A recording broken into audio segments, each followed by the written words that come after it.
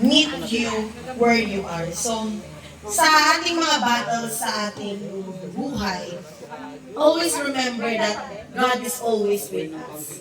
So, meron tayong 3 things to take into this 2025. First point is, you are not alone. God is with you in every step.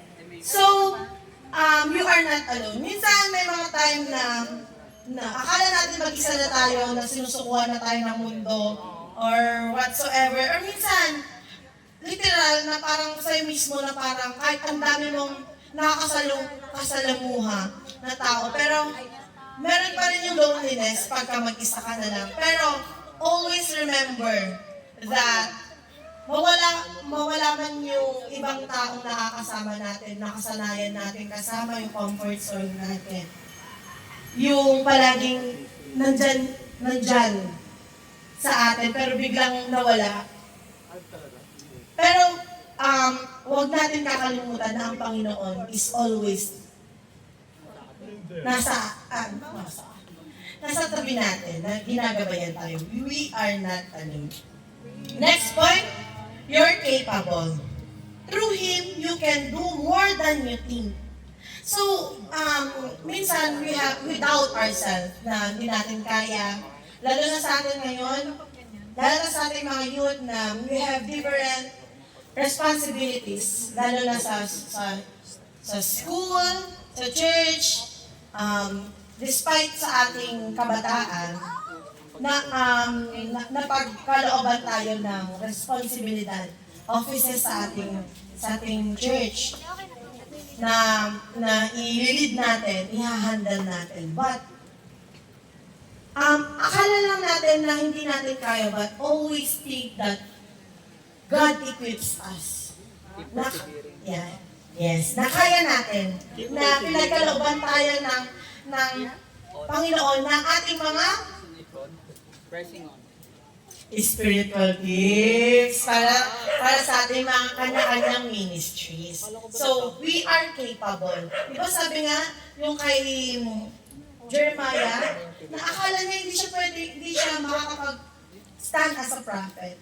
But, sinabi ng Panginoon na nasa sinapupunan pa lang ng nanay mo, nakalaan na maging propeta. So, ganun din yung promise sa atin.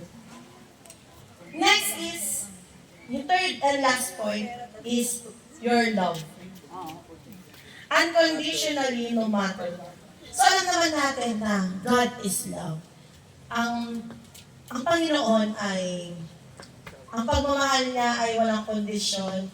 Kung sa magulang natin, pwedeng may kondisyon pa, sa mga bebe natin, sa mga jowa or friends or whatsoever. Conditional eh. Hindi, honestly, minsan kahit sa parent conditional, na parang, di ba, ang takot nila sa mga bata na, pag di mo ko sinunod, di na kita mahal. Si mama noon, ito ko experience to, yung nung bata ko. Akala ko kasi, pwedeng yung mga pinagbabawal na food sa atin. Kasi nasa Hong Kong si mama noon, nag-abroad. Nung dumating siya, sabi niya, hindi na kita mahal pag kakain ka ba ng like, mga pork, mga ganun. So, tignan mo, conditional yung love niya. So yun, makikita na, kahit sabihin mo, kahit parents mo man or whatsoever, lahat may condition. Pero ang Panginoon, minahal niya tayo ng walang pag-aanilangan, walang kondisyon, freely na binigay sa atin na taus-puso na ipinagkaloob sa atin na pantay-pantay ang pagmamahal niya.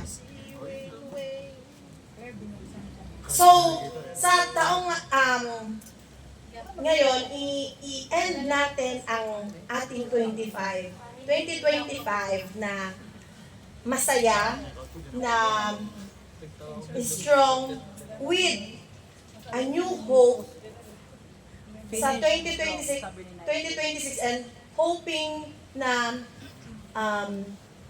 hindi lang yung good things na makakamit natin sa 2026, pero mas sana ay i-hope natin yung maging steadfast tayo sa hope ng second coming. Yun, yung bakit? lahat ng nararanasan natin dito sa mundong ito ay mawawala. No more pain, no more crying lahat. So, yun yung goal kasi talaga natin. We are called Seventh-day Adventists because we are waiting for the second coming of the Lord. So, before tayo mag-start, ay mag-end pala what I mean. May activity muna kami ni Ate Claire.